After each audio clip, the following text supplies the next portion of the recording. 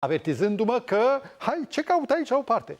Eu, care vedeam în mintea mea reglementar, am socotit că este o brăznicie. Adică după ce el m-a văzut că vin, sigur, era loc destul de îngust, pentru că erau parcate mașini pe ambele părți, stată îngustă, așa e la sens unic. E doar de o mașină. Eu neștiind, am făcut și eu semn cu luminile, el a venit până în fața mea, eu m-am oprit și am făcut, mi-am pus mâinile în piept și am ridicat din numeri. Da. Omul lasă fereastra jos și începe, bă, așa cum se vorbește uneori în București, dar urât. Era un tip barosan. Și bă, nu știi că e sens unic, bă, uite-te, ești ori. Când am auzit, m-am muiat de tot. Am deschis și eu geamul și am spus, vă rog, scuzați-mă, iertați-mă, n-am știut că e sens unic. Știi ce s-a întâmplat? S-a rupt filmul. Pana a fost mai grea. Omul se moaie și spune, în cazul acesta, vă rog să mă iertați și dumneavoastră pe mine. Cine ar fi bănuit că un om de ăsta, de, știu eu, de grant, ca să zic mai frumos, se poate schimba atât de rapid? Pentru că eu, pe drept cuvânt, mi-am arătat regretul. S-a schimbat pe loc. Este uimitor cum atitudinea ta condiționează reacția celuilalt. Și să citim mai departe versetul 5. Esau, ridicând ochii, a văzut femeile și copiii și a zis, cine sunt aceia? Acum, eu personal cred că bănuia. Însă ceva totuși era neregulă. El știa că tatăl său era monogam, avea o singură soție, pe Rebecca. Iar fratele lui, Iacov, a fost foarte consecvent cu principiile tatălui său, nu ca el. În schimb, privind la toată această, știu eu, bine, aici este o foarte slabă fracțiune, este o fărâmă, la această mulțime de femei și copii care erau nu departe de Iacov, robii și slugile erau mai departe, și a dat seama că trebuie o explicație. Și ce explicație să dea? Iacov cu 4 neveste. În timp ce Esau, știm din Biblie, n-avea decât 3. El, păgânul, 3, iar creștinul Iacov 4. Cum o scoți, Iacove, la cale? Să-i explici că știi că n-ai vrut tu, că socrul tău Laban a fost mai iute, mai șmecheroi. Ce să zică? Și atunci, într-un act, știu eu, de decență, versetul 5, Iacov a răspuns. Sunt femeile, n-am mintit, sunt copiii pe care i-a dat Dumnezeu robului tău. Nici un cuvânt de neveste. Probabil că înțelepciunea uneori te ajută. În cazul acesta nici nu avea timp de explicații și Esau lasă să creadă, să gândească ce o crede, pentru că era un moment jenant. Iar mai departe, Scriptura spune, versetul 6, roabele mai întâi s-au apropiat cu copiii lor și s-au aruncat cu fața la pământ.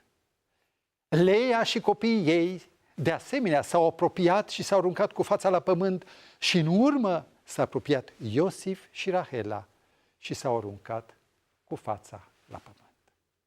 Este probabil o scenă tipic orientală în care familia arată același respect pentru cel apropiat, pentru cel interlocutorul mare sau mic, ca să repete mesajul de pace, de unitate. Ei bine, hai să ne amintim cine au fost aceștia sau cine au fost acestea cu copiii lor. Pentru că avem nevoie să ne amintim uneori de tabloul întreg. Să privim.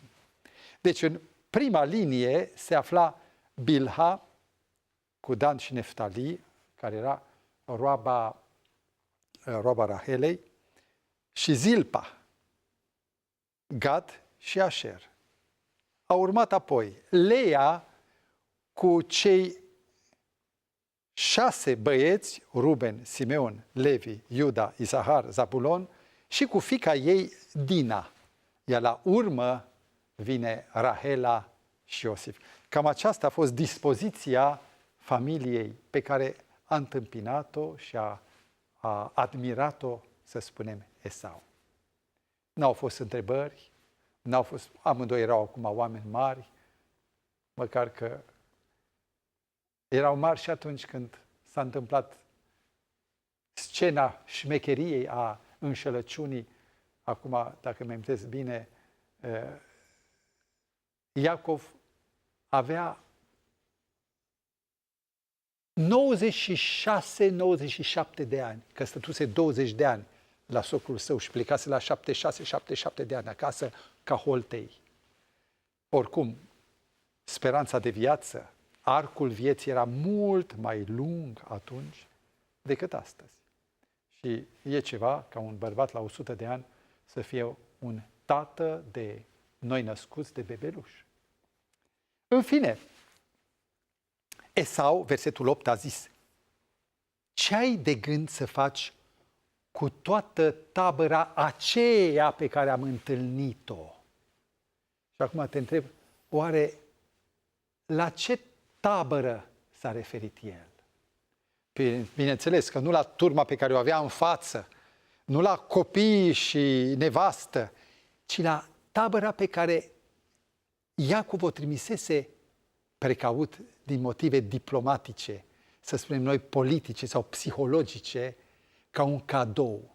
Și știți ce reprezenta această tabără? Reprezenta jumătate din averea pe care o avusese Iacov, cu care venea Iacov de la Laban, după 20 de ani de muncă. Și aici vezi, am discutat la data aceea câte vaci erau, câte capre, câte oi, câți măgari și câte cămile. Le ai aici pe tablou. Și îți dai seama că Esau, care contorizase toate acestea, acum îl întreabă, dar ce-i cu tabăra aceea? Iar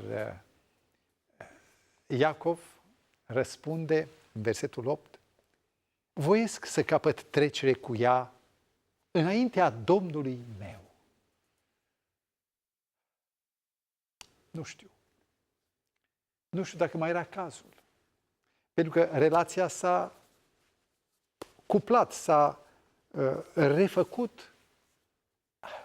Tabăra aceea fusese trimisă înainte, când era omul vechi, Iacov, nu Israel, omul nou.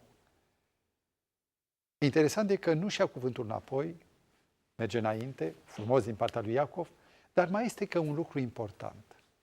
Și asta trebuie să ținem cont de condițiile, de datele de atunci, de cadrul istoric. Niciodată nu se dădea un cadou în absență. Adică niciodată nu se trimitea un cadou în absența dătătorului. Și de ce? Dacă, de exemplu, vine la tine cineva,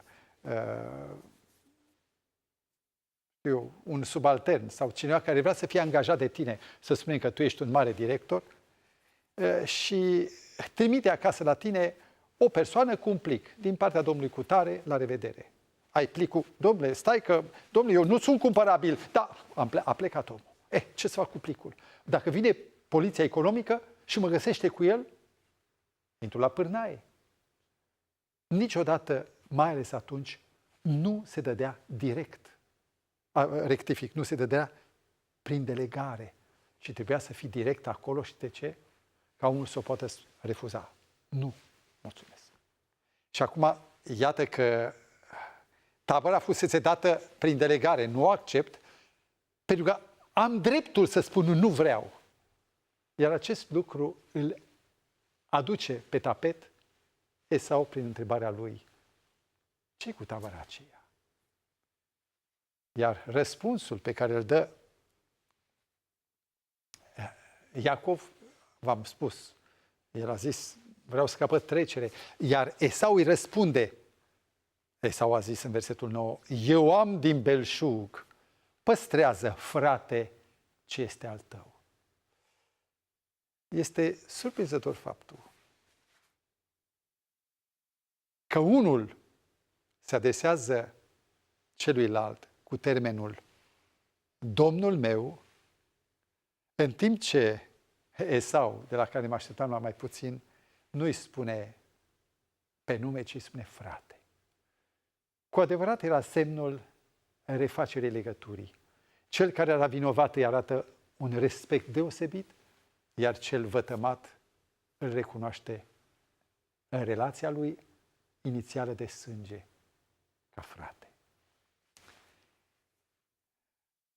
La cuvântul de nu mersi, în versetul 10, Iacov îi răspunde: nu, te rog, dacă am căpătat trecere înaintea ta, primește darul acesta din mâna mea. De data asta nu prin delegare, ci din mâna mea. Și parcă văd insistența cu care Iacov stăruiește în fața fratelui său Esau. Vezi? Era nevoie ca relația să se refacă și pe planul material. Și știi despre ce e vorba? Când s-a făcut acel trafic de roluri, când prin șmecherie i-a luat dreptul de întâi născut, dreptul de întâi născut presupunea, includea obligatoriu și o parte dublă de moștenire. Iar acum vrea Iacov să-i demonstreze, să-i arate că n-are nicio pretenție, că partea dublă, iată, jumătate din toată averea mea, ți se cuvine ție. Și adaugă după aceea, la insistența lui, căci m-am uitat la fața ta cum se uită cineva la fața lui Dumnezeu și tu m-ai primit cu bunăvoință. Să știi că atunci când cineva nu accepta, sau, hai să spunem noi, când cel căruia se destina un dar nu-l accepta, era semn de război. Iar atunci când îl accepta, era semn de pace și de împăcare. Aș vrea să revin asupra textului din versetul 10. Căci m-am uitat la fața ta cum se uită cineva la fața lui Dumnezeu și tu m-ai privit cu bunăvoință. Mi se pare că e o vorbire exagerată, că parcă prea îl înalță, îl ridică în slăvi Iacov. E puțin lingușeală, dar dacă citești textul original sună altfel. Și anume, căci mă uit la fața ta cum mă uit la fața lui Dumnezeu. Și știi la ce se referă asta? La istoria lui de la Peniel. Pentru că, practic, când s-a uitat în fața Domnului, a văzut altfel pe Esau. Și acum când se uită la Esau, parcă îl vede pe Dumnezeu care a făcut pace între ei. E frumoasă această trimitere, căci mă uit la fața ta ca atunci când m-am uitat la fața lui Dumnezeu. Și să mergem mai departe, să vezi răspunsul pe care îl dă Esau. Versetul 11. Primește deci darul meu care ți-a fost adus, zice Iacov. Primește deci darul meu care ți-a fost adus, fiindcă Dumnezeu m-a umplut de bunătăți și am de toate. Privește, Esau spune, nu, dragă, am din belșug, în timp ce Iacov spune, am totul. Spune, dragul meu, este o deosebire între am din belșug și am totul. Unii spun că nu e niciuna. Am de toate, mai corect, am totul. Eu zic că e o mare deosebire. Belșugul presupune o cantitate, presupune un număr, în timp ce totul este o stare de suflet care e mulțumit cu ce are. Eu am totul, spune un creștin care îl are pe Hristos. Eu am totul, spune cineva care poate fi bolnav, dar se bucură de prezența lui Dumnezeu. Când îl ai pe Dumnezeu, ai totul. Iar Israel, chiar dacă nu mai avea belșug, că a dat jumătate din averea lui, el avea totul pentru că îl avea pe Dumnezeu. Se spune că cel care are pe Dumnezeu e obișnuit, cum spune Pavel, să fie mulțumit și în lipsă și în belșug. La insistența aceasta, Esau, după ce a stăruit de el, Esau a primit în fine. Iar această primire a darului semnifica, în fond, sigilarea, pecetluirea împăcării, a uitării trecutului. Dragul meu, ne apropiem de un moment de încheiere și aș vrea să știm cu ce plecăm de aici. Ți-amintești de cuvântul care le-am spus mai înainte? Bătăliile se câștigă înainte. Un om n-are putere într-un moment neprevăzut să scoată o atitudine potrivită ca să schimbe traseul evenimentelor. Toate se realizează în cămăruță. Și când te uiți la fața unui dușman, ca atunci când te uiți la fața lui Dumnezeu, îți capeți imediat siguranța de sine, îți capeți imediat echilibrul, poți rămâne netulburat, chiar și în momente tulburi, iar atunci vrăjmașul deodată lasă mâna jos și parcă scena se schimbă. Îți doresc, dragul meu, ca până la data viitoare să te gândești la forța extraordinară pe care o are atitudinea și că atitudinea are nevoie de cămăruță, întâlnirea cu Dumnezeu. Te invit în cămăruță și ne vedem peste o săptămână. La revedere!